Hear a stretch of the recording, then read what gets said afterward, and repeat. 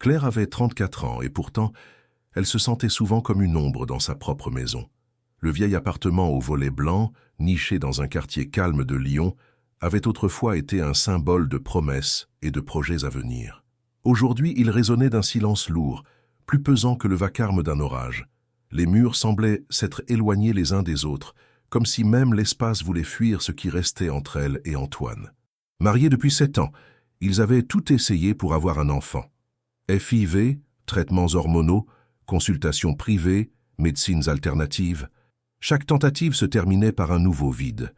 Au début, ils pleuraient ensemble. Puis Antoine avait cessé de pleurer. Il s'était mis à arriver plus tard à la maison, à détourner les yeux quand elle lui parlait, à répondre par des phrases courtes et mécaniques. Claire, elle, persistait à croire que le silence n'était que temporaire, qu'il finirait par céder la place à la parole, puis à l'espoir. Chaque matin, elle préparait du café pour deux, déposait une cuillère de sucre dans la tasse d'Antoine. Il n'aimait pas le café amer, elle s'en souvenait, mais souvent il ne buvait même pas. Il s'asseyait en face d'elle, lisait les nouvelles sur son téléphone et partait travailler sans un mot.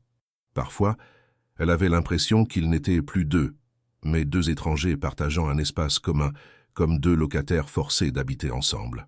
Un soir, alors qu'elle pliait le linge, Claire le surprit à fixer le mur, immobile. Elle lui demanda doucement « À quoi tu penses ?» Il répondit sans lever les yeux « À rien ». Elle aurait préféré une dispute. Au moins, une dispute aurait été une forme de communication, un signe que quelque chose vivait encore entre eux. Mais il n'y avait ni cris, ni larmes, ni colère, juste cette distance polie, cette absence d'émotion. Elle se demandait parfois si elle n'était pas devenue invisible. Les amis s'étaient peu à peu éloignés. Les invitations s'étaient faites rares, les conversations devenues maladroites. Tout le monde savait. Pas besoin de mots. L'infertilité se lisait dans les silences gênés, dans les sourires compassés. Claire se sentait exposée, même dans son propre cercle. Elle en était venue à éviter les repas de famille, les fêtes où l'on posait inévitablement la question « Et vous, c'est pour quand ?» Une nuit, seule dans leur lit, elle tendit la main vers Antoine qui lui tournait le dos. Ses doigts effleurèrent son épaule, mais il ne réagit pas. Elle retira doucement sa main, comme si elle s'était brûlée. Les larmes coulèrent silencieusement sur son oreiller. Elle aurait pu hurler, secouer ce corps qui s'éloignait d'elle chaque jour un peu plus. Mais elle se contenta de pleurer sans un bruit, comme elle avait appris à le faire. Et pourtant, elle continuait d'y croire. Peut-être pas à l'enfant, pas à ce rêve devenu un poids, mais à eux, à cette complicité qu'ils avaient autrefois, aux promenades dans les rues pavées du vieux Lyon, aux verres partagés dans les petits cafés aux terrasses étroites, aux rires, aux regards échangés dans la cuisine, au silence complice et non pesant. Elle croyait encore qu'il restait quelque chose à sauver. Mais ce qu'elle ne savait pas encore, c'est que parfois ce n'est pas le manque d'un enfant qui détruit un couple. C'est la façon dont chacun choisit de porter ce manque. Et Antoine, lui, avait déjà déposé son fardeau ailleurs. Le ciel de Lyon, ce matin-là, s'était chargé d'un gris uniforme et résigné, comme si la ville elle-même pressentait ce qui allait arriver. Une pluie fine s'infiltrait doucement entre les tuiles et les gouttières, rendant l'air plus lourd encore. Claire descendit les escaliers, ses pieds nus glissant légèrement sur le parquet froid. Elle avait passé une nuit blanche, tournée vers le plafond, les yeux ouverts sur l'absence de bruit, sur l'écho douloureux d'un homme devenu mûr. En entrant dans le salon, elle sentit immédiatement que quelque chose n'allait pas.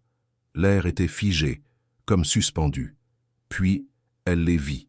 2 valises. Les siennes, posées près de la porte soigneusement fermée, les poignets relevés. Elles étaient là, prêtes, comme si leur simple présence suffisait à prononcer une phrase entière. Claire resta un instant immobile, incapable de comprendre ce qu'elle voyait. Puis Antoine apparut dans l'embrasure de la cuisine, déjà habillé, les cheveux mouillés, le regard évitant le sien. « Qu'est-ce que... » demanda-t-elle, la voix plus cassée qu'elle ne l'aurait voulu. Il ne répondit pas tout de suite. Qu'il regardait un point derrière elle, comme s'il répétait mentalement un discours préparé. Lorsqu'il ouvrit enfin la bouche, ce fut pour dire seulement « Je ne peux plus vivre comme ça ». Sa voix était plate, sans colère, mais sans tendresse non plus. Il ne criait pas, ne s'énervait pas, il constatait simplement. Comme on dit qu'il va pleuvoir. Claire sentit son estomac se contracter. Elle s'approcha lentement des valises, puis releva les yeux vers lui. « Tu me mets dehors » souffla-t-elle incrédule, Antoine ne répondit pas. Il haussa légèrement les épaules, un geste las, comme s'il s'excusait d'une gêne inévitable. Il ne dit pas pourquoi, il ne dit pas ce qu'il ressentait, il ne dit rien sur les années passées ensemble, sur les promesses échangées. Il ne dit pas « je suis désolé », il ne dit pas « je t'aime encore ». Il ne dit rien de ce qu'elle aurait eu besoin d'entendre, même pour partir. Juste ce silence, une décision froide. Claire voulut poser une question, demander s'il y avait quelqu'un d'autre, s'il en avait parlé à quelqu'un, s'il avait réfléchi. Mais elle savait que cela ne servirait à rien. Il avait déjà tranché. Elle s'agenouilla lentement, ouvrit l'une des valises. Il y avait ses vêtements soigneusement pliés, quelques affaires de toilette, ses livres préférés. Antoine avait préparé cela avec méthode. Il n'avait rien oublié. Même sa veste en laine bleu nuit, celle qu'elle portait lors de leur voyage en Bretagne, était là, rangée avec soin. Elle referma la valise, se releva, le regard vide. « C'est à cause des enfants, n'est-ce pas ?» demanda-t-elle, la gorge serrée. Antoine soupira puis dit « J'ai besoin de vivre, de sentir que ma vie avance. » Cette phrase tomba comme une gifle. Claire ne répondit pas. Elle sentait le poids de chaque mot s'installer dans sa poitrine. Elle aurait voulu hurler, le frapper, le supplier tout à la fois, mais il n'y avait plus rien à défendre. L'amour qu'elle avait porté si longtemps venait d'être balayé sans explication. Ce n'était pas un conflit, ni une trahison soudaine. C'était l'usure, l'abandon silencieux, l'indifférence comme condamnation. Elle attrapa les poignées des valises et ouvrit la porte. Il pleuvait toujours. Elle sortit sans parapluie, sans au revoir. Aucun voisin ne la vit partir. Les rues étaient au calme, seulement traversées par le clapotis régulier des gouttes sur les trottoirs. Elle descendit lentement l'avenue principale, le pas hésitant, les valises roulant derrière elle comme des témoins muets de sa défaite. Elle ne savait pas où aller. Sa famille vivait loin, les amis étaient devenus rares. Elle ne voulait pas appeler qui que ce soit. Elle voulait juste marcher, oublier, ne plus penser. La pluie mouillait ses cheveux, collait ses vêtements à sa peau. Mais elle ne sentait rien. Pas le froid, pas la fatigue. Juste ce vide immense qui remplaçait tout. Elle s'arrêta sous un auvent, sans vraiment savoir pourquoi. Elle s'assit sur un banc public, les valises posées à ses pieds. Les passants passaient sans la voir. Personne ne la regardait. Elle n'existait plus. Elle était cette femme trempée, perdue, oubliée. Une silhouette parmi d'autres, dans une ville trop grande, trop pressée pour s'attarder sur les chutes silencieuses. Son esprit retourna au dernier mois, au moment où elle avait espéré, au sourire qu'elle s'efforçait d'offrir, aux rendez-vous médicaux, aux médicaments, aux tests, à chaque jour où elle avait gardé espoir, pour deux. Elle se revit seule dans la salle d'attente, la main sur le ventre, imaginant une vie qui ne viendrait jamais. Et maintenant, tout était terminé. Il ne lui restait rien, pas même un lieu où dormir cette nuit. Elle se redressa lentement, prit une grande inspiration. Elle ne savait pas encore ce qu'elle allait faire. Mais elle savait une chose, elle ne retournerait pas là-bas. Cette porte s'était refermée et même si elle tentait de la rouvrir, il n'y aurait plus personne derrière. La pluie continua de tomber, indifférente à la douleur humaine. Claire se leva les mains serrées autour des poignets de ses valises. Elle n'était plus une épouse. Elle n'était pas une mère. Elle n'était rien. Ou peut-être justement elle était désormais libre d'être autre chose. Ce qu'elle était, elle allait devoir le découvrir seule. Mais pas encore, pas tout de suite. Pour l'instant, il fallait juste continuer à marcher. Elle descendit la rue en pente, les pavés glissant sous ses pas. Une voiture éclaboussa une flaque d'eau à côté d'elle. Elle ne réagit pas. Le vent s'engouffra dans sa veste. Elle resserra le col et continua à marcher comme si elle pouvait fuir le vide qu'elle traînait derrière elle.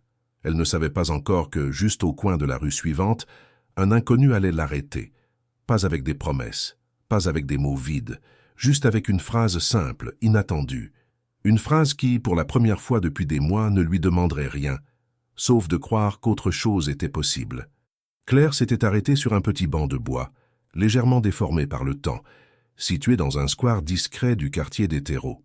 Les feuilles mortes formaient des tourbillons humides autour d'elle, la pluie ayant cessé, mais laissant derrière elle une odeur lourde d'asphalte mouillé et de solitude.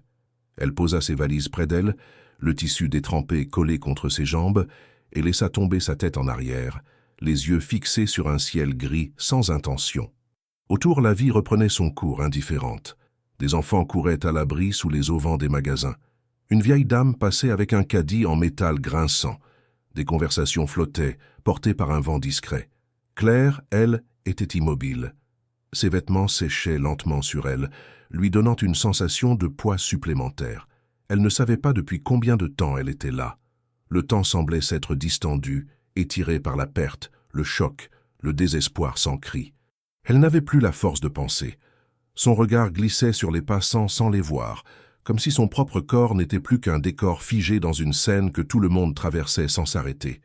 C'est alors qu'elle sentit une présence. Une silhouette s'était arrêtée devant elle. Elle leva lentement les yeux. Un homme, d'une quarantaine d'années, portait une veste foncée simple, un jean usé et des chaussures mouillées par la pluie. Il n'avait rien de remarquable. Il ne souriait pas, ne tendait pas la main. Il se contentait de la regarder avec une intensité calme, sans insistance, comme s'il voyait quelque chose qu'elle-même avait oublié en elle. « Viens avec moi ». La voix était posée, basse mais ferme. Claire fronça les sourcils, incapable de comprendre immédiatement ce qu'il disait. Elle resta silencieuse. L'homme ne bougea pas. Il ne répéta pas tout de suite, ne sembla pas s'impatienter. Il resta là à la regarder, avec une étrange douceur dans les yeux. Il n'y avait ni pitié ni curiosité dans ce regard, juste une présence pleine. Elle ouvrit enfin la bouche, d'une voix rauque. « Je ne vous connais pas. » Il hocha légèrement la tête, comme s'il reconnaissait l'évidence. « Non, mais moi, je te vois. » Elle sentit une irritation monter. Qui était-il pour parler ainsi? Un illuminé? Un fou? Un manipulateur? Elle allait répondre coupé court, lui dire de partir. Mais il reprit doucement, sans changer de ton. « Ce n'est pas une obligation. Tu peux rester là, ou aller où tu veux. Mais si tu n'as nulle part où aller, alors viens. Ce n'est ni un piège, ni une promesse. Juste une possibilité. » Il tourna légèrement la tête, désigna une rue adjacente. « C'est à 2 pas. » Claire hésita. Tout en elle criait prudence. Elle avait grandi dans une famille où on lui avait appris à se méfier, à ne jamais suivre un inconnu. Mais elle regarda autour d'elle. Les passants continuaient d'aller et venir. Personne ne la regardait. Personne ne s'arrêtait. Ce banc, cette place, ce moment, c'était comme être bloqué dans un entre-deux. Elle n'avait plus rien à perdre, ni maison, ni mari, ni plan. Seulement 2 valises et une douleur qui ne trouvait pas d'issue. Elle attrapa lentement les poignées de ses valises, sans encore se lever. « Qui êtes-vous »« Julien, c'est tout ce que tu as besoin de savoir pour l'instant. » Il ne lui tendit toujours pas la main, ne se rapprocha pas. Il attendait. Pas comme un sauveur, mais comme quelqu'un qui offrait un choix simple, presque banal. Claire se leva finalement. Les valises roulèrent doucement sur le sol inégal. Elle s'attendait à ce qu'il sourit, qu'il dise quelque chose de rassurant. Il ne fit rien de tout cela. Il se contenta de marcher. Elle le suivit sans mots. Ils traversèrent une petite ruelle, puis une autre. Le cœur de lion battait doucement autour d'eux, mais à distance. Julien ne parlait pas. Claire non plus.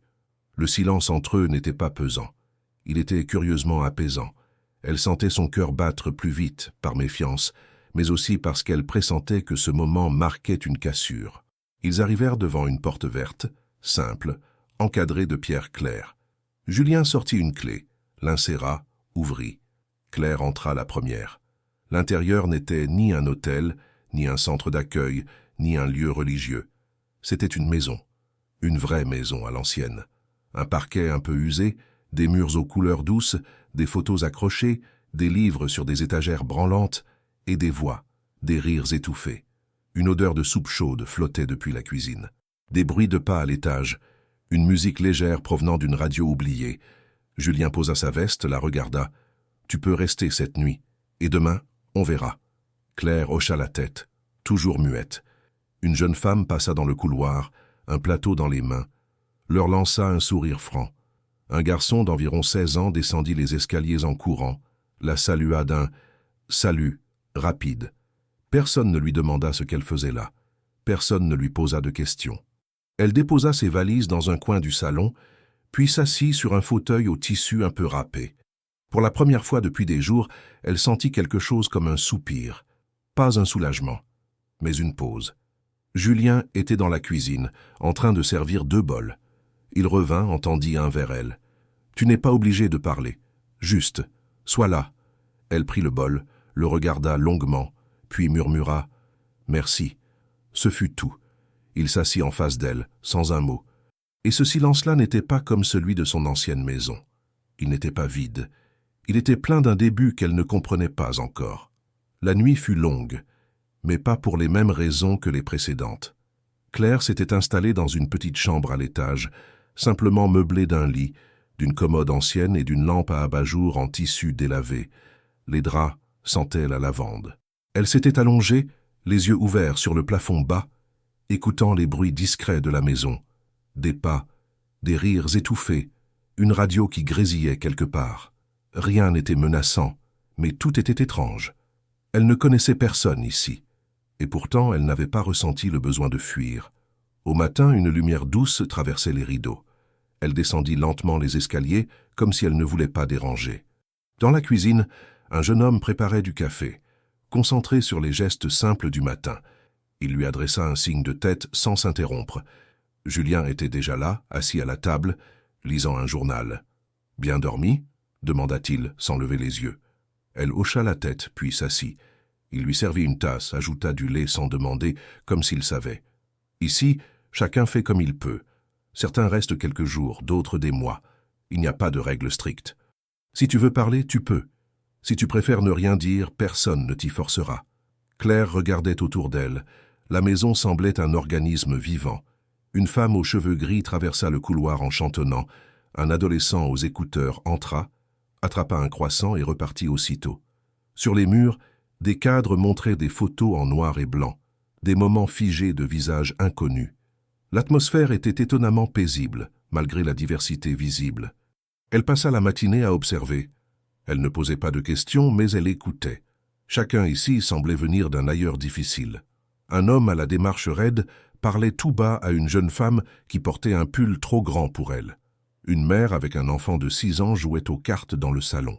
Personne ne se ressemblait, mais tous avaient un point commun. Ils avaient été brisés, et cette maison semblait être leur point de respiration. Julien lui proposa de faire un tour, de lui montrer le jardin à l'arrière. Il y avait là quelques pots de fleurs, un petit banc, une cabane de bois servant d'atelier. Il lui montra les espaces communs, les règles tacites. Chacun nettoie ce qu'il salit, chacun respecte le repos de l'autre, et surtout personne ne juge. « C'est quoi cet endroit ?» demanda-t-elle enfin. Julien haussa les épaules. Une maison, une pause, un endroit entre deux chutes. Elle le regarda, intriguée. Il ne développait jamais trop, ne se lançait pas dans des discours. Il donnait des réponses justes, sans fioriture. En début d'après-midi, Claire proposa spontanément de donner un coup de main. Elle n'aimait pas rester les bras croisés. On lui demanda si elle voulait trier des vêtements dans la pièce du fond, un espace utilisé comme friperie pour les habitants du quartier. Là, elle découvrit des piles de vêtements donnés, à plier, à trier, à organiser. Une femme prénommée Camille, d'un certain âge, lui expliqua la méthode avec une gentillesse calme. « Tu verras, ranger aide à remettre les idées à leur place aussi. » Claire se mit au travail. Ses mains retrouvaient une utilité. Elle ne pensait plus à Antoine, ni aux valises, ni à la pluie. Elle pliait, triait, étiquetait. Et à mesure que les piles se formaient, une sorte de calme nouveau s'installait en elle. En fin d'après-midi, elle découvrit une pièce attenante au local. Une petite salle avec des étagères pleines de livres, des boîtes en carton et un vieux bureau. Curieuse, elle s'avança, ouvrit une boîte et trouva des carnets. L'un d'eux attira son attention. Une couverture en cuir souple, usée sur les bords. Elle l'ouvrit. À l'intérieur, des lettres. Beaucoup de lettres. Toutes signées du même prénom. Élodie. Claire lut la première. Élodie écrivait à une autre femme, peut-être imaginaire, peut-être réelle. Elle racontait sa douleur d'avoir été abandonnée après une fausse couche, sa solitude, puis sa découverte de cette maison. Elle écrivait sans phare, sans chercher à émouvoir, juste pour dire ce qui pesait. Chaque lettre semblait être une tentative de se relever. Claire continua à lire, absorbée. Les mots d'Élodie faisaient écho à ses propres silences. Elle avait l'impression que cette femme inconnue avait marché sur le même chemin. Les pages étaient datées, certaines récentes, d'autres plus anciennes. Il y avait des ratures, des passages soulignés, des mots réécrits. Ce n'était pas de la littérature, c'était de la survie écrite à la main. Julien passa dans l'encadrement de la porte. « Tu l'as trouvé ?» Claire leva les yeux. « Qui ?» Élodie. Elle a vécu ici pendant 1 an. Elle écrivait chaque jour. On n'a jamais su à qui étaient destinées ces lettres. Elle est partie un matin, sans un mot. Mais elle a laissé le carnet. Peut-être exprès? Claire serra doucement le carnet contre elle. Je peux. Il est à qui en a besoin. Le soir venu, elle resta un long moment dans sa chambre, le carnet posé sur ses genoux. Elle pensa à écrire. Elle n'avait jamais tenu de journal, jamais aimé confier ses pensées au papier. Mais ce soir-là, elle prit un stylo et, sans trop réfléchir, elle écrivit. Pas pour Antoine, ni pour elle-même. Pour personne. Juste pour que le vide s'allège un peu. Une phrase. Puis 2. Puis toute une page. Les mots sortirent comme une fuite. Quand elle posa le stylo, elle se sentit vidée, et un peu moins seule. Les jours suivants se déroulèrent dans une routine nouvelle, mais discrètement apaisante. Claire se levait tôt, souvent avant même que le bruit du percolateur n'envahisse la cuisine. Elle aimait ce moment de silence partagé avec la lumière naissante, où seuls les craquements du bois sous les pas discrets lui rappelaient qu'elle n'était pas seule.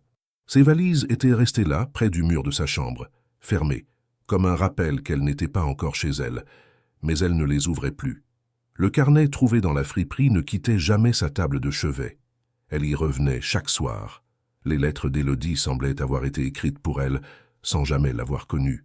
Une femme blessée, vidée par les absences, qui avait trouvé dans l'écriture un espace de reconstruction. Chaque mot paraissait tracer une ligne parallèle à sa propre trajectoire. Ce n'était pas une histoire identique, mais une douleur cousine. Claire commença à copier certaines phrases dans un carnet à elle. Pas pour les retenir, mais pour les faire siennes. Le geste de transcrire lui donnait l'impression de se réapproprier une part d'elle-même qu'elle croyait dissoute. Un matin, Camille la trouva dans le coin lecture, une tasse à la main, le carnet ouvert. « Tu écris, toi aussi ?» Claire leva les yeux hésitante. « J'essaie. »« Tu devrais continuer. Il faut bien que ça sorte quelque part. » Claire hocha la tête. Elle ne parlait pas encore beaucoup aux autres, mais sa présence était désormais intégrée au quotidien de la maison. Julien ne posait pas de questions. Il lui confiait des tâches simples, comme aider à organiser les étagères du vestiaire ou cuisiner pour les autres. Ces moments de collaboration tacite avec les résidents lui donnaient un étrange sentiment d'utilité qu'elle n'avait plus ressenti depuis longtemps. Elle n'était pas vue comme une femme brisée, ni comme une victime. Elle était juste Claire, une personne parmi d'autres. Un après-midi, alors qu'elle classait des manteaux dans le local, elle découvrit un deuxième carnet d'Élodie, glissé entre 2 piles. Celui-ci était plus personnel. Les premières lettres semblaient adressées à elle-même, comme un miroir intime. Claire lut lentement, presque religieusement. Élodie parlait de ses attentes, de la colère qu'elle n'osait pas exprimer, de la honte de n'avoir pas su être suffisante pour l'homme qu'elle aimait. Cette phrase heurta Claire en plein cœur. C'était exactement ce qu'elle avait ressenti en voyant les valises prêtes dans le salon. Ne pas être suffisante, ne pas remplir la case. Ne pas cocher la bonne case dans la grille invisible des attentes sociales. Elle ferma les yeux et pour la première fois se permit de pleurer sans retenue. Les larmes coulaient sans bruit, mais librement. Elle ne pleurait pas seulement pour Antoine. Elle pleurait pour toutes les fois où elle avait souri alors qu'elle se sentait en miettes, pour chaque traitement, chaque espoir suspendu, chaque résultat négatif lu dans un cabinet froid. Pour chaque mot non dit, chaque étreinte évitée, chaque regard de pitié. Elle pleurait pour avoir cru que l'amour se méritait à condition de donner ce que l'autre attendait. Elle commença à écrire tous les soirs. Au début, ses lettres étaient que des répliques silencieuses à Antoine. Elle y versait ce qu'elle n'avait jamais osé dire, ce qu'elle avait ravalé par peur de perdre. Elle lui écrivait comme on écrit à un fantôme. Puis, peu à peu, les lettres changèrent de destinataire. Elle se surprit à écrire à Élodie, à cet inconnu qui avait partagé son vide et ouvert un chemin possible.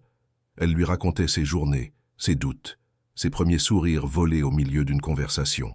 Elle écrivait pour ne pas oublier, pour se rappeler que malgré tout, elle continuait. Le soir, dans le salon, certains résidents lisaient, d'autres jouaient aux cartes ou simplement restaient là, en silence. Un soir, Claire remarqua un carnet similaire au sien dans les mains d'un jeune homme. Elle s'approcha, curieuse. Il leva les yeux, lui sourit légèrement. On dirait qu'on est plusieurs à avoir trouvé ce moyen. Elle acquiesça, s'assit à côté de lui. Il s'appelait Malik, avait une 20aine d'années, et fuyait une famille où il n'avait jamais été écouté. Ils parlèrent peu, mais dans cette simplicité, elle sentit une nouvelle forme de lien. Ce n'était pas l'intimité rapide des douleurs partagées, mais une reconnaissance mutuelle.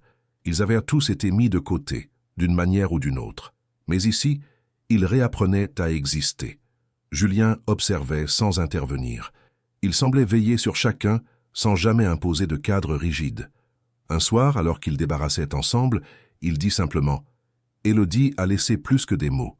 Elle a laissé une façon de se reconstruire. » Claire le regarda, surprise qu'il en parle. « Tu la connaissais bien ?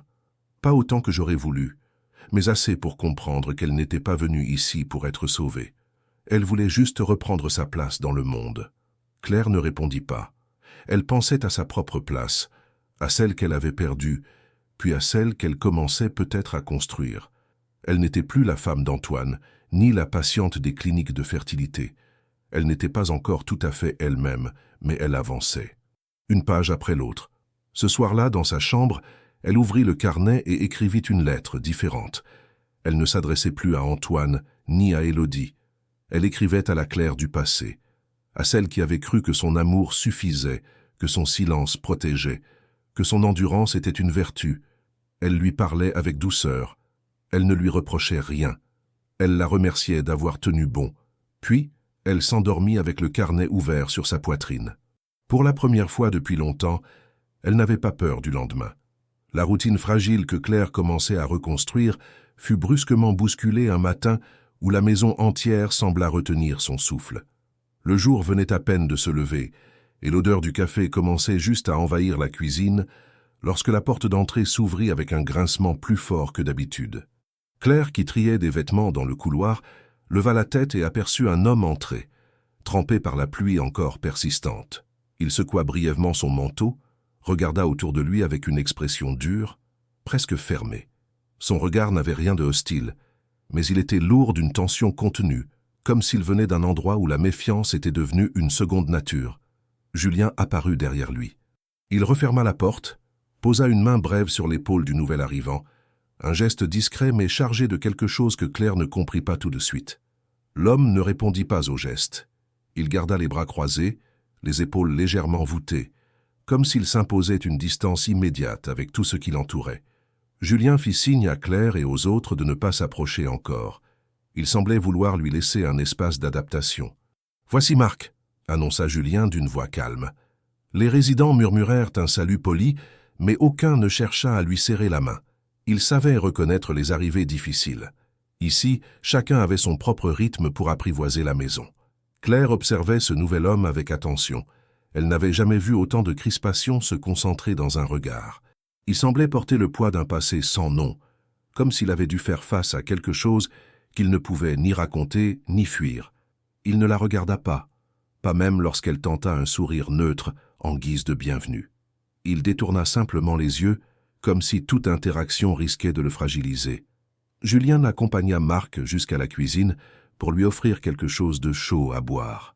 Claire resta dans le couloir, le carnet d'Élodie encore dans la main. Elle écouta le bruit des chaises tirées, des voix basses, sans distinguer les mots. Elle aurait voulu retourner à ses tâches, mais quelque chose la retint. Peut-être était-ce la manière dont Marc avait posé le pied dans la maison, comme un homme qui cherche un sol stable mais n'ose pas le reconnaître. Cette façon de demeurer sur la défensive résonnait étrangement avec ce qu'elle-même avait ressenti à son arrivée, bien qu'elle l'eût exprimé autrement. Dans les heures qui suivirent, Marc resta invisible ou presque. Il s'était installé dans une chambre au fond du couloir, porte fermée, silence complet. Les quelques fois où il descendit, ce fut pour prendre de la nourriture, qu'il mangeait rapidement, avant de disparaître à nouveau. Les résidents le respectaient. Chacun savait que certains retours à la surface demandaient plus de temps que d'autres. Mais Claire, elle, sentait une résistance singulière. Non pas une simple réserve, mais quelque chose de plus profondément ancré. Une blessure encore vive, une vigilance qui n'admettait aucun espace partagé. L'après-midi, alors qu'elle rangeait les étagères du vestiaire, elle entendit des pas hésitants derrière elle. En se retournant, elle vit Marc qui observait les vêtements triés avec une expression difficile à déchiffrer. Il ne parla pas. Ses yeux glissèrent sur les piles de chemises, les vestes, les manteaux, comme s'il cherchait quelque chose. Claire se redressa, prête à l'aider. « Tu cherches une taille en particulier ?» demanda-t-elle doucement. Il secoua la tête. « Non, Je regarde. Sa voix était grave, légèrement rauque, comme s'il n'avait pas parlé depuis longtemps. Elle remarqua la tension dans ses mains, toujours fermées en un point discret. Elle fit un pas de côté pour lui laisser plus d'espace. Il continua de parcourir les étagères, s'arrêtant parfois sur un vêtement, puis le reposant aussitôt. « Si tu veux, je peux t'aider à trouver quelque chose », ajouta-t-elle, avec précaution. Il la fixa soudain, pas de manière agressive, mais comme s'il cherchait à comprendre pourquoi elle s'adressait à lui. Son regard plongea dans le sien quelques secondes, puis s'adoucit imperceptiblement. « Je n'ai besoin de rien », répondit-il juste avant de s'éloigner. Claire ne se vexa pas. Elle se contenta de refermer la boîte qu'elle triait et continua sa tâche. Pourtant, elle sentit cette rencontre lui laisser une impression persistante. Elle ne comprenait pas ce qui, chez cet homme, éveillait un mélange étrange de prudence et de compassion. Elle remarqua aussi que Julien observait Marc plus souvent qu'il n'observait les autres nouveaux résidents. Il semblait attentif à chacun de ses gestes, mais sans intervention directe. En soirée, la maison retrouva son rythme habituel. Des voix dans le salon, des rires discrets dans la cuisine, un air de guitare joué maladroitement au premier étage. Claire s'assit sur le fauteuil près de la fenêtre, carnet en main. Elle essaya d'écrire, mais ses pensées revenaient sans cesse à Marc. Pas par fascination, mais parce qu'il représentait une tension supplémentaire dans un lieu censé être un refuge. Elle se demanda d'où il venait, ce qui l'avait amené là, et surtout pourquoi Julien semblait le connaître plus qu'il ne le disait. Elle s'en rendit compte progressivement. Chaque fois que Marc entrait dans une pièce, Julien relevait la tête. Chaque fois que Marc quittait une pièce, Julien le suivait du regard quelques secondes de plus que nécessaire. Claire n'était pas la seule à le remarquer. Camille aussi observait cette dynamique silencieuse. Lorsqu'elles se retrouvèrent seules dans la cuisine à ranger les plats du soir, Camille murmura « Marc a quelque chose de particulier. On le sent. Et Julien, il porte une inquiétude qu'il ne montre pas.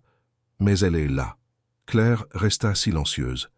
Elle n'aimait pas les suppositions, mais elle ne pouvait nier qu'un fil invisible semblait relier les deux hommes. Le lendemain, elle surprit une conversation brève et tendue entre eux dans le jardin. Julien parlait avec calme, mais Marc marchait de long en large, les épaules crispées. Elle n'entendait pas les mots, seulement le rythme irrégulier de leur voix. Elle n'était pas du genre à espionner, alors elle se retira avant qu'il ne la remarque.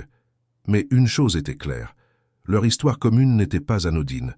Au fil des jours, Marc ne chercha pas à se rapprocher d'elle. Au contraire, il semblait l'éviter subtilement. Chaque fois qu'elle entrait dans une pièce où il était, il trouvait un prétexte pour sortir quelques secondes plus tard. Elle ne s'en offusqua pas, mais elle se demanda ce qu'elle représentait pour lui. Était-elle un rappel de quelque chose qu'il voulait fuir? Une présence trop douce pour un homme habitué à la dureté? Cette tension discrète créa un nouveau climat dans la maison. Rien d'hostile, mais un équilibre délicat. Pour Claire, c'était une étape supplémentaire dans sa reconstruction. Apprendre à cohabiter avec des passés qui n'étaient pas les siens, à accepter les silences d'autrui sans les interpréter. Et sans le savoir, elle entrait déjà dans une série d'événements où Marc, avec ses zones d'ombre, allait jouer un rôle bien plus important que celui qu'il semblait vouloir occuper. Le matin se leva sur la maison comme une promesse timide, éclairant par les fenêtres de vieux carreaux les murs légèrement défraîchis. L'odeur du pain grillé se mêlait encore au parfum léger du café fumant lorsque Julien entra dans la cuisine où Claire secouait une serviette sur une table. Il posa une main sur son épaule, un geste discret mais chargé d'intention. Sans un mot, il lui tendit une fiche manuscrite légèrement froissée. Claire plissa les yeux, hésita un instant puis prit la feuille entre ses doigts. Elle y lut « Atelier vélo, besoin de volontaires ». Le mot « atelier » fit vibrer en elle une mémoire lointaine, un souvenir flou d'enfance, de liberté, de pédalage sous le ciel ensoleillé. Julien ne parla pas davantage. Il se contenta d'un hochement léger de tête, un appel silencieux qu'elle comprit immédiatement. Elle suivit Julien hors de la maison, traversant le petit jardin encore humide de rosée. Ils passèrent la porte de derrière, un portail grinçant qui donnait accès à une ruelle pavée. La bâtisse qui les attendait avait des vitres embuées, des murs couverts de peinture écaillée, un toit de tuiles rogné de mousse. C'était une ancienne remise, abandonnée des années durant. À l'intérieur, une odeur mêlée de métal froid, de graisse ancienne et de bois humide flottait dans l'air. Quelques rayons de lumière filtraient à travers les planches disjointes, dessinant des éclats irréguliers sur le sol de ciment. Sur des établis branlants reposaient des cadres de vélos poussiéreux, des rustines sèches, des pneus dégonflés, des chaînes rouillées, des freins bloqués. Le silence semblait demander pardon d'avoir laissé ces objets dormir tant d'années. Julien passa devant elle, sortit une boîte à outils poussiéreuse, l'ouvrit révélant des clés anglaises oxydées, des tournevis aux manches fissurées, des pinces tordues, des rustines en sachets troués. Il entendit une clé à molette à clair. Elle la prit doucement, effleura le métal froid du bout des doigts. Pour la première fois depuis des semaines, elle sentit une sorte d'électricité ancienne parcourir ses veines. Plus de valises derrière elle, plus de souvenirs douloureux. Juste le métal, le caoutchouc, le bois et cette main qui lui tendait un outil. Avec cela, peut-être, elle pourrait réparer. Un homme d'une trentaine d'années s'approcha avec un vélo noir, cadre cabossé, guidon tordu. Il le posa contre un étau près de la fenêtre. Ses pneus semblèrent crevés, la chaîne pendait mollement. Il jeta un regard distrait à Claire. Sans un mot, elle ferma les yeux un instant, inspira, puis saisit la clé. Ses mains tremblaient légèrement. Elle n'avait plus l'habitude de faire un geste utile, un geste concret. Elle posa la machine sur l'établi, ajusta l'axe de roue arrière, serra les boulons, remit la chaîne en place, graissa les points d'articulation, gonfla les pneus d'une pompe manuelle qu'un autre membre de la maison fit fonctionner. L'air se remplit d'un bruit haché, rituel, le cliquetis des clés, le souffle régulier de la pompe, le grincement des pédales. Le jeune homme, qui avait laissé le vélo comme un objet abandonné, regarda soudain par-dessus l'épaule de Claire. Puis un sourire léger courba ses lèvres. Un sourire de surprise, de gratitude, mais surtout de reconnaissance. « Merci », dit-il simplement, la voix un peu rauque. Claire hocha la tête, maladroite, troublée par la sensation étrange d'avoir réparé quelque chose. Non seulement un vélo, mais un petit bout de dignité. Le reste de la journée fila dans un balai de gestes et de silences concentrés. D'autres habitants de la maison vinrent, certains timidement, d'autres avec empressement. Un garçon aux cheveux courts apporta un deuxième cadre, violet, peint maladroitement. Une femme plus âgée, aux mains calleuses, passa une brosse métallique sur une vieille selle en cuir craquelé. Certains essuyaient les guidons, d'autres changeaient les chambres à air. Petit à petit, la remise se transforma. Des vélos retrouvèrent leur forme, des selles reprirent vie, des roues tournèrent à nouveau. L'atelier résonna d'un accord nouveau, celui des outils qui reprennent sens, des respirations humaines qui se redressent, des vies secouées, mais pas brisées. Julien s'éloignait parfois, passant de l'un à l'autre, vérifiant un boulon, redressant un guidon, posant doucement la main sur un cadre. Il ne parlait guère, mais son regard traversait l'atelier comme celui d'un gardien de fragile renaissance. Claire le suivait, observant, apprenant. Elle ne comprenait pas encore pourquoi il avait choisi ce lieu, pourquoi il appelait ces gens-là à reconstruire quelque chose ensemble. Mais elle sentait de plus en plus fort qu'elle avait trouvé un espace où sa douleur n'était pas un fardeau, où son absence de mots n'était pas un handicap, mais une forme de paix. Ici, on réparait ce qui avait été abandonné, et en réparant, on se réparait soi-même. En fin d'après-midi, lorsque les derniers rayons du jour filtrèrent par les trous du toit, Julien fit taire les outils. Il posa une main sur l'épaule de Claire, comme il l'avait fait le matin, puis désigna les vélos alignés, brillant des reflets du ciment humide, leurs roues immobiles tournant doucement sur place. Il prononça doucement une phrase simple. « C'est à toi ». Claire suivit son doigt, le vélo auquel elle avait travaillé. Noir, cadre légèrement cabossé, pneus regonflés, chaîne huilée, selle réparée. Il attendait, silencieux mais prêt. Elle posa les mains sur le guidon, frissonna, non de froid, mais de présence. Le monde, à cet instant, sembla reprendre une couleur. Elle inspira l'odeur du métal chauffé, du caoutchouc neuf, du vent qui s'infiltrait dans les fissures de la remise. Son regard rencontra celui du jeune homme qui l'avait remercié. Il hocha la tête, sincèrement. Elle sourit.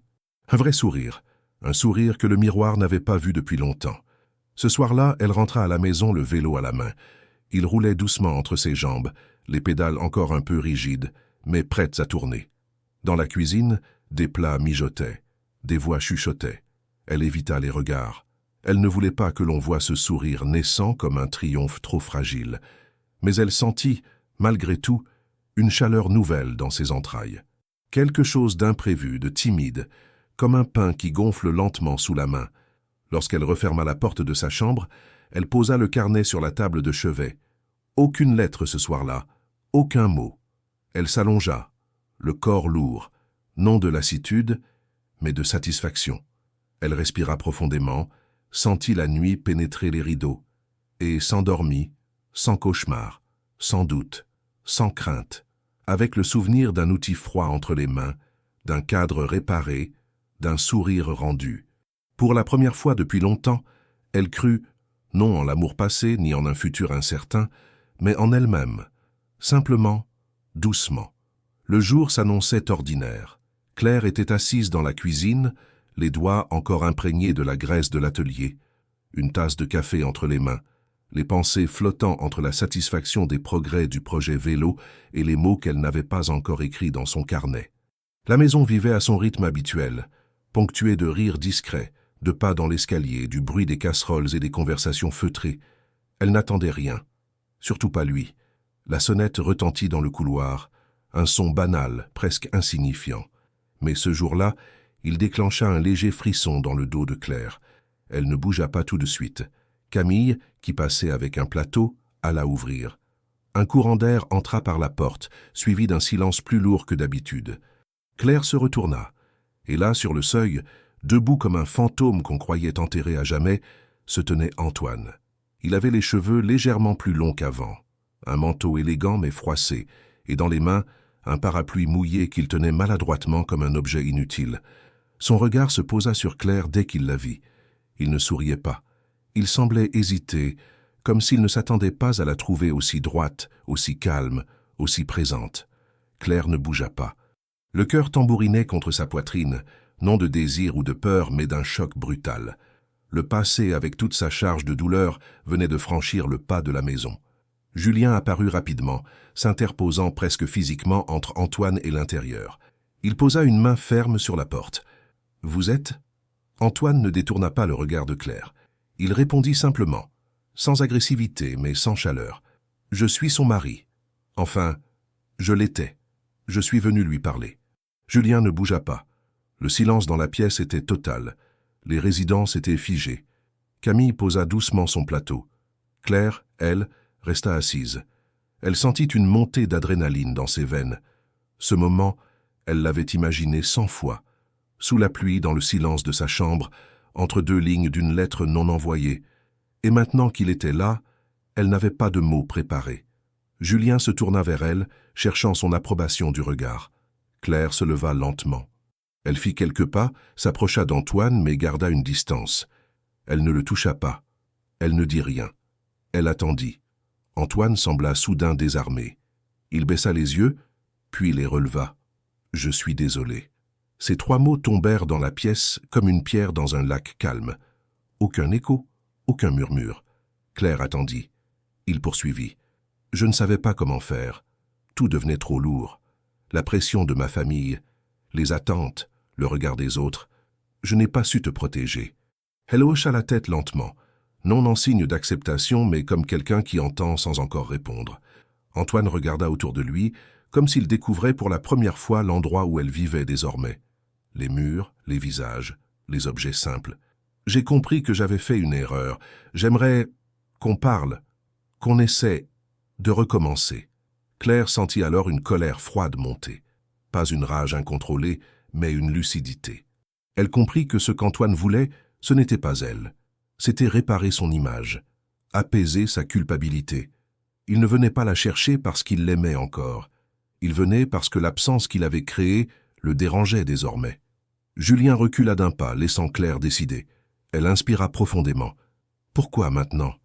Antoine hésita. « Parce que tu me manques, parce que je n'arrête pas d'y penser. » Elle sourit, un sourire triste, presque ironique. « Tu n'y pensais pas quand tu as posé mes valises à la porte. Tu n'y pensais pas quand tu as évité mon regard pendant des mois. Tu n'y pensais pas quand tu m'as rendu responsable de quelque chose que je ne pouvais pas contrôler. » Il voulut parler, mais elle leva la main. « Non, tu es venu ici pour soulager ta conscience, Antoine. Pas pour moi. Tu ne sais pas où j'en suis. Tu ne sais pas ce que j'ai traversé ici. Tu ne m'as pas cherché. Tu t'es juste réveillé un matin avec du vide, et tu t'es souvenu que j'existais. » Elle se redressa plus droite encore. « Je ne suis plus ta femme. Je suis Claire. Et Claire n'a pas besoin de toi pour continuer. » Antoine resta figé. Il semblait vouloir argumenter, mais les mots ne venaient plus. Il la regardait sans la reconnaître. La femme devant lui n'était pas celle qu'il avait laissée. Elle avait changé. Son regard était stable. Ses mains ne tremblaient pas. Julien s'approcha, posa une main sur la porte. « Je crois que vous avez entendu ce que vous deviez entendre. » Antoine baissa les yeux. Il fit un pas en arrière. Claire le regarda une dernière fois, puis tourna les talons. Elle retourna à sa place, reprit sa tasse encore tiède. Derrière elle, la porte se referma. Les conversations reprirent doucement. Camille lui apporta un biscuit, comme pour dire « Tu as bien fait ». Julien ne dit rien, mais son regard était clair, respect et peut-être fierté. Plus tard, seule dans sa chambre, Claire ouvrit son carnet. Elle n'écrivit pas à Antoine, elle écrivit à elle-même. 3 mots. « Je suis libre ». Et ce soir-là, elle dormit d'un sommeil profond. Le lendemain de la visite d'Antoine, la maison semblait différente, moins par ce qu'elle était que par la manière dont Claire la percevait désormais. Chaque pièce, chaque objet, chaque visage portait une signification nouvelle. Elle déambulait dans les couloirs comme si elle voyait les lieux pour la première fois. Elle était restée éveillée une bonne partie de la nuit à relire les lettres qu'elle avait écrites et aucune ne lui semblait encore juste. Ce matin-là, elle ne prit pas de café. Elle s'assit sur le banc du jardin, un pull jeté sur les épaules, les yeux rivés sur les pavés humides. Camille la rejoignit peu après, sans faire de bruit. Elle tenait 2 tranches de pain grillées dans une main et un petit pot de confiture dans l'autre. Elle s'assit à côté de Claire, posa le tout sur la table basse en bois, puis sortit une cuillère de sa poche. Claire ne dit rien. Elle observait les arbres qui commençaient à perdre leurs feuilles. « Tu veux savoir ce que je pense ?» demanda Camille, après plusieurs minutes de silence. Claire tourna la tête, légèrement. « Peut-être. » Camille sourit sans ironie. Parfois on croit qu'on perd un amour, mais en réalité on s'en libère. Ces mots frappèrent Claire comme une gifle douce. Elle n'avait jamais formulé ainsi ce qu'elle ressentait. Elle avait toujours mis la fin de son mariage dans la colonne des pertes, comme si quelque chose lui avait été arraché. Mais la veille, face à Antoine, elle n'avait rien ressenti qui ressemblait à de la perte.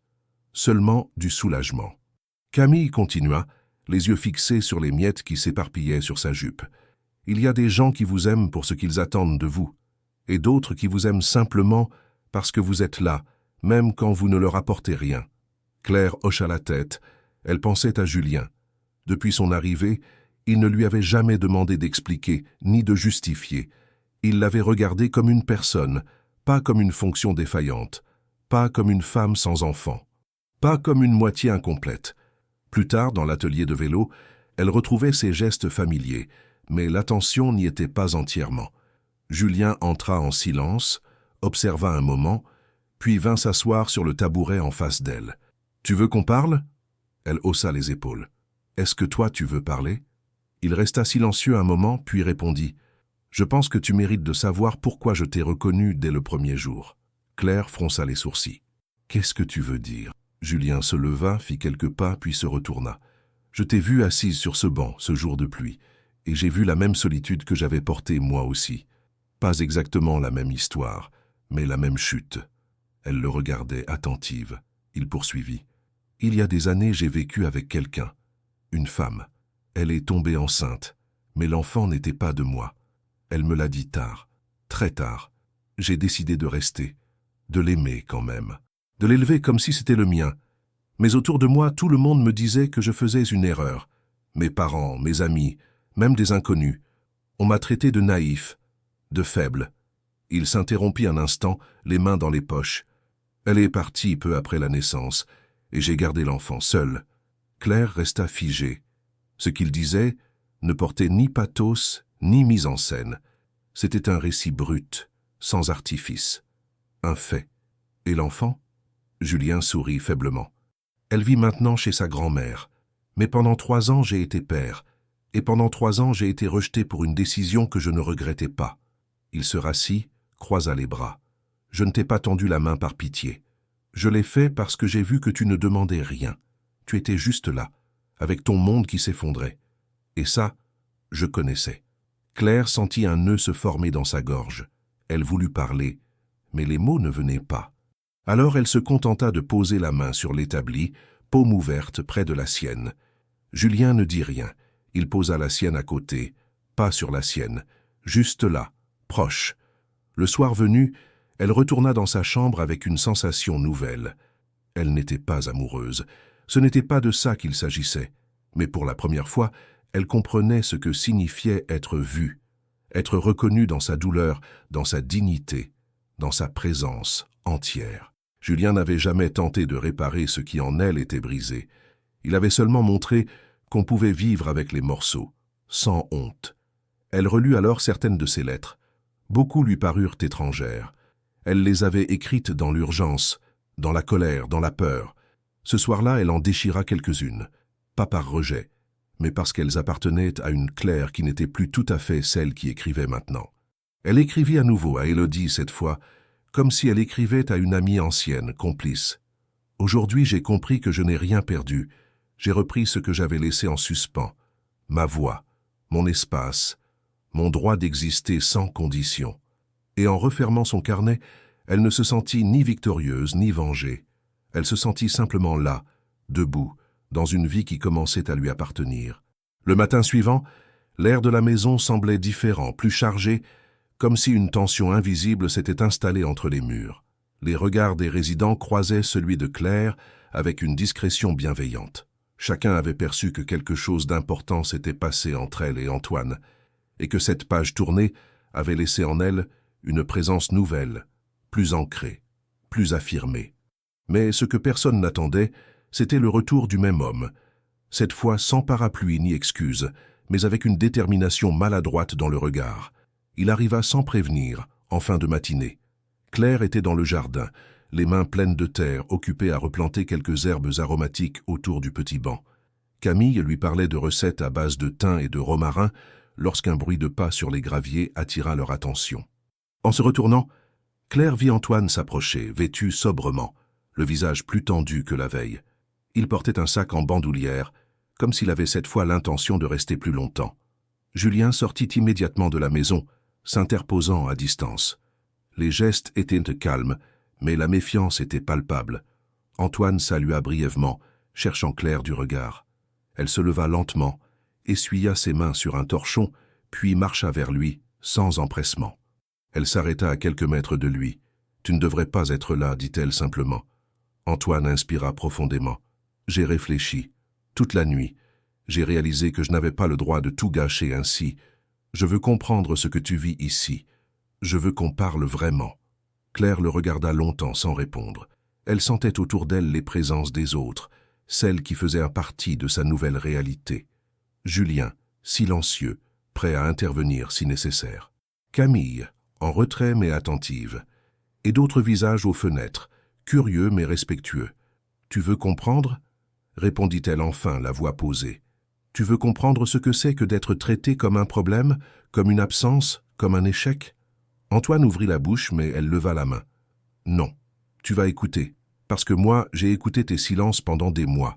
J'ai regardé ton regard glisser sur moi comme si j'étais transparente.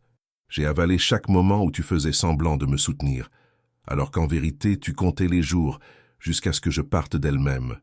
Tu n'as jamais eu le courage de dire que tu ne m'aimais plus. Tu as préféré me pousser à la porte pour ne pas être celui qui quitte. » Antoine secoua la tête, tendit les mains. « Je ne savais pas comment faire, Claire. J'étais perdu. Je le suis encore, mais je veux essayer, recommencer. »« Tu veux recommencer avec qui ?» demanda-t-elle. Il resta interdit. « Avec moi ?» poursuivit-elle. « Tu ne sais même plus qui je suis. La femme que tu as connue n'est plus là. Celle qui priait pour qu'un test soit positif, qui effaçait ses pleurs dans la salle de bain pour ne pas te déranger, qui souriait pour sauver les apparences. Cette femme-là est morte le jour où tu m'as laissé sous la pluie avec mes valises. » Antoine tenta un pas vers elle. Julien s'avança aussitôt. Claire leva la main. « Laisse, il n'y a pas besoin. » Elle regarda Antoine bien en face. « Tu n'as pas le droit de vouloir me récupérer maintenant que tu te rends compte de ce que tu as perdu. Ce n'est pas de l'amour, c'est de la nostalgie, c'est de la culpabilité. Tu veux effacer ce que tu as fait. Moi, je veux vivre. » Antoine recula d'un pas, frappé par la clarté de ses paroles. « J'ai fait une erreur, dit-il, presque dans un souffle. Oui, Et maintenant, tu vis avec, comme moi j'ai vécu avec la tienne. » Elle se tourna vers la maison, fit quelques pas, puis s'arrêta. Elle se retourna une dernière fois. « Tu n'as plus ta place ici, et je n'ai plus la mienne dans ta vie. » Antoine resta immobile. Julien posa une main discrète sur son épaule. « Il est temps de partir. » Il ne protesta pas. Il comprit que rien ne changerait cette fois. Il tourna les talons et quitta la cour sans se retourner. La porte de la rue se referma doucement derrière lui. Claire resta un moment debout, les bras croisés, le souffle court. Puis elle entra dans la maison, là où les visages l'attendaient. Julien la suivit, discret. Elle se dirigea vers la cuisine, attrapa un verre d'eau, le but lentement. Camille vint la rejoindre, posa sa main sur la sienne. « C'est fini ?» demanda-t-elle doucement. Claire hocha la tête. « Non, c'est commencé. » Ce fut ce jour-là qu'elle comprit que sa vie n'était plus une suite de réactions au choix des autres. Elle avait agi, parlé, décidé. Elle avait dit non, et ce non avait libéré tout un avenir. Plus tard, dans sa chambre, elle prit son carnet. Cette fois, elle n'écrivit pas de lettres. Elle dressa une liste de ce qu'elle voulait garder dans sa vie. Le silence des matins, les outils de l'atelier, les rires dans la cuisine, les regards sans attente, les mains ouvertes mais jamais prises. Et en haut de la liste, elle écrivit un mot en lettres majuscules. Choix. Les jours qui suivirent la confrontation avec Antoine marquèrent une transformation silencieuse mais profonde dans la manière dont Claire se déplaçait dans la maison. Elle n'était plus seulement une résidente temporaire, une invitée en convalescence dans un lieu de passage. Elle prenait sa place naturellement avec la fermeté douce de ceux qui n'attendent plus la permission d'exister. On la consultait maintenant pour l'organisation de la friperie. On lui demandait conseil à l'atelier. Et lorsqu'un nouveau visage franchissait le seuil de la maison, c'était souvent elle qui lui servait la première tasse de café. Un soir, alors que le vent secouait les volets et que l'odeur de soupe aux lentilles envahissait la cuisine, Julien s'approcha d'elle alors qu'elle classait des dossiers dans un coin du salon. Il posa devant elle une enveloppe contenant plusieurs feuilles reliées par un trombone. Un sourire discret au coin des lèvres. « C'est un brouillon de projet. Je voudrais que tu le lises. » Claire leva les yeux vers lui, intriguée. Elle ouvrit l'enveloppe et lut en silence. Il s'agissait d'une proposition détaillée pour transformer la maison en structure associative officielle. Une ONG locale, reconnue par la ville, avec un statut juridique, un financement par des partenariats et un programme d'accompagnement pour les personnes accueillies. Julien avait tout prévu. La structure, les rôles, les besoins logistiques et même les premières étapes de financement. « Et tu veux que tu sois ma cofondatrice ?» Le mot était lourd de sens. Il ne s'agissait pas d'un simple rôle administratif. Julien lui tendait une place à la racine du projet. Il ne lui offrait pas une fonction, mais une responsabilité partagée, une vision commune à bâtir. Claire sentit ses doigts trembler légèrement. Elle n'avait jamais dirigé quoi que ce soit. Elle n'avait jamais même envisagé qu'un tel mot puisse lui être adressé. « Tu es sûr ?» murmura-t-elle. Julien hocha la tête avec une certitude tranquille. « Tu as fait plus ici que la plupart d'entre nous. Tu as tenu, tu as soutenu, tu as compris, tu as reconstruit. C'est toi qui dois être là dès le départ. » Claire baissa les yeux vers les feuilles. Le bruit des conversations dans la maison continuait autour d'eux, mais elle n'entendait plus rien d'autre. Ce projet, ce nom sur la première page, cette adresse qui correspondait à leur maison, tout cela devenait réel. Elle relut chaque paragraphe avec une attention méticuleuse. L'idée d'avoir un rôle à jouer, un vrai, dans la création de quelque chose de durable, l'émouvait plus qu'elle ne voulait l'admettre. Mais au milieu de cette effervescence nouvelle, un autre événement vint troubler l'équilibre fragile de la maison. Marc, toujours discret, toujours en retrait, semblait de plus en plus perturbé. Il participait peu, restait souvent enfermé dans sa chambre, sortait rarement. Claire, qui avait appris à observer sans insister, percevait dans ses gestes une tension inhabituelle, une crispation plus marquée. Un soir, alors qu'elle revenait de l'atelier, elle le surprit dans le jardin, le regard vide, les mains tremblantes. Il se tenait près de l'arbre au fond de la cour, le regard perdu dans les branches. Elle s'approcha lentement. « Tu veux que je te laisse seule ?» Marc sursauta légèrement. Il secoua la tête. « Non, reste !» Il ne parla pas immédiatement. Claire attendit. Elle avait appris ici que certaines douleurs ne supportaient pas d'être pressées. Finalement, il reprit la parole, la voix rauque. « Tu sais pourquoi Julien a ouvert cette maison ?» Elle secoua la tête, parce que personne ne l'a retenu quand il est tombé. Il s'est juré que, s'il le pouvait, il deviendrait le mur sur lequel d'autres pourraient s'appuyer. Claire ne répondit pas. Elle savait déjà que Julien avait porté plus que ce qu'il disait. Elle l'avait compris dans ses silences, dans la manière dont il posait les mains sur les objets, dans son regard quand il observait les nouveaux arrivants. Mais il n'a pas fait ça seul, continua Marc. Il y a longtemps, moi aussi j'étais là. Avant. Quand ce n'était encore qu'une idée, un rêve griffonné sur un bout de nappe au comptoir d'un café. Claire tourna lentement la tête vers lui. « C'était toi le premier ?» Marc esquissa un sourire douloureux. Le premier à croire que c'était possible, et le premier à trahir cette croyance. Il s'assit sur le bord du muret, la tête entre les mains. « Je suis parti quand ça devenait difficile. Quand les premiers résidents sont arrivés avec leurs histoires trop lourdes, quand les premiers conflits ont éclaté, quand j'ai eu peur de m'impliquer vraiment, j'ai fui, j'ai laissé Julien seul. » Claire s'assit à côté de lui. « Et maintenant, tu es revenu. »« Oui, mais pas pour moi, pour lui, pour réparer. » Ils restèrent un long moment en silence, le vent jouant dans les branches au-dessus d'eux. Claire pensa alors à tout ce que chacun portait ici. Aucun d'entre eux n'était simplement une victime ou un bourreau. Ils étaient des fragments d'histoire, des erreurs, des espoirs, des abandons et des recommencements. Et cette maison, par sa nature même, était le lieu où ces fragments pouvaient se recoller, sans effacer les fissures. Le lendemain matin, Claire entra dans la cuisine avec le dossier du projet sous le bras. Julien était là, un mug entre les mains, les yeux encore fatigués. Elle le regarda dans les yeux. « D'accord, je suis avec toi. On le fait. » Julien ne répondit pas tout de suite. Il posa sa tasse, la regarda longuement, puis sourit. Un sourire simple, sans éclat, mais vrai. Ensemble, ils allaient donner à ce lieu le statut qu'il méritait. Et ce qu'ils construisaient désormais allait bien au-delà de leur propre douleur. C'était une maison qui ne serait plus seulement refuge, elle serait avenir. Le projet prit forme plus rapidement que Claire ne l'aurait imaginé. À peine 2 semaines après sa décision de cofondatrice, les premières démarches administratives étaient lancées. Julien s'occupait des réunions avec la mairie, des échanges avec les partenaires sociaux et de la formalisation des statuts.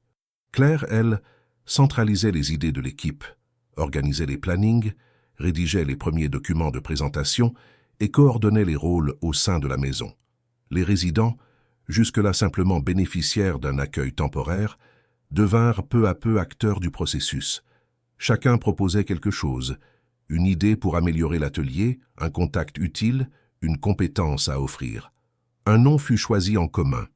Pas un mot chargé de symbolisme ou d'abstraction, mais quelque chose de simple, la traverse, parce que chacun, ici, était en traversée, parce qu'il ne s'agissait pas de destination, mais de passage, de chemin, de lien.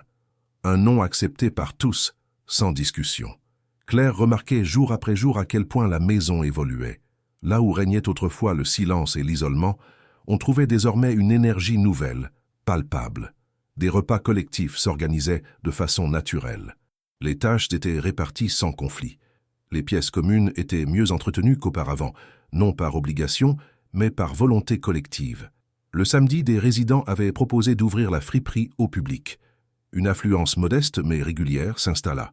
Des voisins entraient, feuilletaient les rayons, posèrent des questions. Des enfants venaient avec leurs parents. On offrait un café à ceux qui restaient plus longtemps. Julien construisit une table en bois massif dans le jardin, aidé par Malik et Marc. Une grande table, pensée pour accueillir tous ceux qui souhaiteraient partager un repas à l'extérieur, à l'ombre des arbres. Claire, elle, organisa des rencontres mensuelles ouvertes aux femmes du quartier, sous le thème du partage de récits. Ce n'était pas un groupe de parole au sens strict, pas de thérapeute, pas de structure rigide. Seulement un cercle, des chaises, du thé, et une consigne, dire ou écouter, mais toujours dans le respect. Le premier cercle eut lieu un dimanche après-midi. Une dizaine de femmes étaient là, certaines venues de la maison, d'autres du quartier. Claire ouvrit la séance par une anecdote personnelle, non pas sur la douleur, mais sur le silence. Ce silence qu'elle avait connu si longtemps et qu'elle ne voulait plus nourrir. Une femme prit la parole ensuite, racontant son divorce douloureux. Une autre évoqua sa peur de ne jamais retrouver un emploi. Une troisième parla d'un départ brutal, d'un abandon, de l'effort pour reconstruire.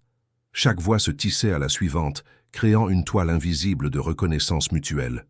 Ce jour-là, Claire comprit que le projet allait bien au-delà d'un simple lieu d'hébergement. Il devenait un centre d'appartenance, un espace où chacun, quel que soit son passé, pouvait trouver une forme d'ancrage. Julien, souvent en retrait durant ces rencontres, observait. Il ne prenait jamais la parole, mais son regard suivait chaque intervention, chaque geste. Claire savait qu'il portait encore certaines douleurs en silence, mais elle ne cherchait plus à les forcer. Elle avait appris que chacun parle quand il est prêt, et que certaines cicatrices n'ont pas besoin de mots pour être comprises. Marc, de son côté, s'était peu à peu rapproché des autres. Il animait désormais des ateliers de réparation de vélos pour les adolescents du quartier. Des jeunes venaient avec leurs bicyclettes en mauvais état, parfois juste pour observer, parfois pour apprendre. Marc ne parlait jamais de lui, mais il transmettait, par le geste, par la patience. Claire l'observait parfois de loin, émue de voir combien sa présence, autrefois tendue et méfiante, était devenue stable, utile, accueillante. Camille, toujours assise près de la fenêtre du salon avec ses tricots, commença à former un petit groupe de couture avec d'autres femmes. Elle riait plus souvent, corrigeait les erreurs avec fermeté, mais sans jugement. Malik, lui, organisait un atelier de slam dans la pièce du fond, où quelques jeunes adultes du quartier venaient écrire et déclamer leurs textes. La maison ne suffisait plus. L'espace devenait exigu. Julien et Claire commencèrent à chercher des extensions possibles. Un local voisin, une annexe, peut-être même une deuxième maison. Les démarches étaient longues, complexes, parfois frustrantes. Mais la conviction, elle, ne fléchissait pas. Parce qu'il suffisait d'ouvrir la porte pour voir, chaque jour, que quelque chose se construisait ici, avec des moyens modestes, mais une force réelle. Un soir, après une longue journée de réunion et d'organisation, Claire rentra dans la cuisine pour se servir un verre d'eau. Julien y était, assis seul à la table, le dossier du projet ouvert devant lui, des annotations griffonnées partout. Il leva les yeux vers elle, fatigué mais souriant. « Tu sais ce que tu es devenue ici ?» Claire s'adossa au plan de travail, curieuse. « Dis-moi. » Il fit un geste vers la maison, comme pour désigner l'ensemble. Le centre. « Sans toi, ça tiendrait debout peut-être, mais ça ne vivrait pas. » Elle détourna légèrement le regard, touchée mais gênée. Elle n'aimait pas les louanges. Elle préférait les actions. Pourtant, elle ne repoussa pas les mots. Elle les accepta, simplement, parce qu'au fond d'elle, elle savait qu'il disait vrai. Elle avait trouvé une place. Pas celle qu'on lui avait assignée, pas celle qu'on lui avait refusée. Une place choisie, construite, méritée. Julien se leva, referma le dossier, s'approcha. Il s'arrêta à un pas d'elle. Il ne dit rien. Il n'en avait pas besoin. Il posa une main sur son épaule. Pas une caresse, pas une promesse. Juste une reconnaissance. Claire resta immobile. Elle sentait le poids des mois écoulés, les douleurs traversées, les décisions prises. Et à cet instant précis, dans cette cuisine simple, elle comprit que ce n'était pas une fin. Ce n'était pas l'apaisement d'un long combat. C'était une continuité, un souffle, une manière nouvelle d'exister. Le lendemain, un couple du quartier frappa à la porte demandant s'ils pouvaient aider. Ils avaient entendu parler de la traverse. Ils avaient des livres, des vêtements, un peu de temps. Claire les fit entrer. Elle leur montra les lieux, leur parla du projet, des personnes. Ils repartirent enthousiastes. Et elle sut alors que le cercle s'agrandissait. Non par hasard, mais parce qu'ils avaient tout bâti quelque chose de solide, d'ouvert, d'humain. Une nouvelle famille se formait, pas par le sang, par le choix, par la fidélité à une idée simple, que personne ne devrait traverser la douleur seul. Claire s'était réveillée plus tôt que d'habitude. La lumière du matin filtrait à travers les rideaux, douce, stable, sans urgence. Un calme rare régnait dans la maison, comme si chacun, même en silence, ressentait que ce jour-là n'était pas tout à fait comme les autres. Elle descendit lentement les escaliers, un pull sur les épaules, le carnet d'Élodie serré contre sa poitrine. Elle ne l'avait pas ouvert depuis plusieurs jours. Elle avait été trop absorbée par les responsabilités, les projets, les décisions. Mais ce matin, elle savait exactement ce qu'elle allait écrire. Elle s'installa dans le salon, près de la grande fenêtre qui donnait sur la cour. Le soleil illuminait doucement les visages dans les cadres accrochés au mur, les mêmes depuis son arrivée. Elle posa le carnet sur ses genoux, l'ouvrit à la dernière page encore vierge, et laissa le silence s'installer avant de commencer. Cette fois, la lettre ne serait ni une plainte, ni un exutoire, ni un cri. Elle ne serait pas destinée à Antoine, ni à Élodie, ni à la Claire blessée des mois passés. Elle serait pour celle qu'elle devenait, une lettre à elle-même, une sorte de pacte intime. Elle prit le stylo, écrivit lentement, sans rature, chaque mot posé comme une pierre stable sur laquelle elle pourrait s'appuyer plus tard. « Claire, si tu lis ceci un jour, souviens-toi de ce que tu as traversé. Pas pour t'en glorifier, pas pour pleurer encore, mais pour ne jamais oublier que tu as tenu debout quand tout en toi voulait tomber. Rappelle-toi des matins où tu n'avais envie de rien, des soirs où tu écrivais sans comprendre pourquoi. Des jours où tu regardais les autres vivre sans penser que tu en étais encore capable. Rappelle-toi des silences, mais surtout des voix qui les ont brisés. De Camille, qui t'a offert plus qu'un conseil. De Julien, qui t'a vu sans te demander de te justifier. De Marc, qui t'a montré que la fuite n'est pas une fin en soi. De chaque main tendue, de chaque regard sans attente. Aujourd'hui, tu n'es plus celle qui attend qu'on lui dise quoi faire, comment se tenir, ce qu'elle vaut. Tu n'es plus une absence dans une vie d'un autre. Tu es présente, tu es actrice, tu es vivante. Ce carnet n'est plus un espace de réparation. C'est devenu ton témoin. Il ne porte plus le poids de tes douleurs. Il est le miroir de ton chemin. Alors lis ces mots comme on lit un départ. Et continue. Elle referma doucement le carnet. Pas avec émotion débordante, mais avec une certitude tranquille. Le papier avait rempli sa fonction. Elle n'avait plus besoin d'écrire pour exister. Elle existait, tout simplement. Peu après, Julien entra dans la pièce. Il s'arrêta à l'entrée, observa la scène, sans un mot. Claire lui fit signe d'approcher. Il s'assit à côté d'elle. Ils restèrent un moment en silence, les yeux tournés vers le jardin, où des enfants du quartier jouaient avec un ballon sous la surveillance discrète de Camille. « Je pense qu'il est temps de leur lire quelque chose », dit-elle doucement. Julien hocha la tête. Plus tard dans la journée, Claire réunit les résidents dans le salon. Certains s'assirent sur les coussins, d'autres restèrent debout contre les murs. Elle prit place au centre, carnet en main. La pièce était pleine, mais silencieuse. Pas un bruit. Même les enfants s'étaient tus. Julien était debout à l'arrière, les bras croisés. Elle ouvrit le carnet, tourna les pages lentement, jusqu'à la dernière. « Je vais vous lire quelque chose. Pas pour moi, pour nous. » Et elle lut la lettre d'une voix claire, stable, sans tremblement. Les mots tombèrent dans la pièce comme des gouttes d'eau sur une surface calme, provoquant de légers remous, imperceptibles, mais profonds. À la fin, elle referma le carnet. Personne n'applaudit, personne ne parla, il n'y en avait pas besoin. Julien s'approcha doucement. Il ne fit pas de discours. Il prit simplement la main de Claire dans la sienne, la serra doucement, sans rien ajouter. Dans ce simple geste, il y avait plus que de l'amitié, plus que du respect. Il y avait un lien tissé au fil des jours, fait de regards, de silence, de confiance mutuelle. Un lien qui n'avait pas besoin d'étiquette. Plus tard, ils sortirent ensemble dans le jardin. Le ciel était clair. La lumière de fin d'après-midi dessinait des ombres longues sur les pavés. Claire observa les jeunes qui réparèrent des vélos sous la supervision de Marc, les femmes assises à la table de couture autour de Camille, Malik discutant poésie avec 2 adolescents. Tout cela n'existait pas il y a quelques mois. Et maintenant, c'était là, solide, réel. Elle respira profondément. « Tu crois qu'on a réussi ?» demanda-t-elle. Julien répondit, sans détourner le regard. « Non, je crois qu'on commence juste. » Et Claire sourit. Pas un sourire de victoire, pas un sourire de façade, mais un sourire de paix, d'accord profond avec ce qui est et avec ce qui vient, parce que la souffrance avait été reconnue, accueillie, digérée, et que désormais, chaque jour qui venait n'était plus une épreuve, mais une page blanche. Ce soir-là, avant de dormir, elle rangea le carnet dans un tiroir de sa commode. Elle ne savait pas si elle l'ouvrirait encore. Peut-être, peut-être pas. Ce n'était plus important. Elle n'écrivait plus pour survivre. Elle vivait. Et c'est ainsi que se termina la première partie de sa nouvelle vie.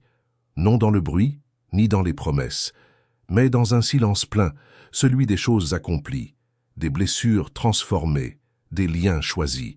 Et dans ce silence, une certitude simple. Son histoire ne s'arrêtait pas là, elle commençait.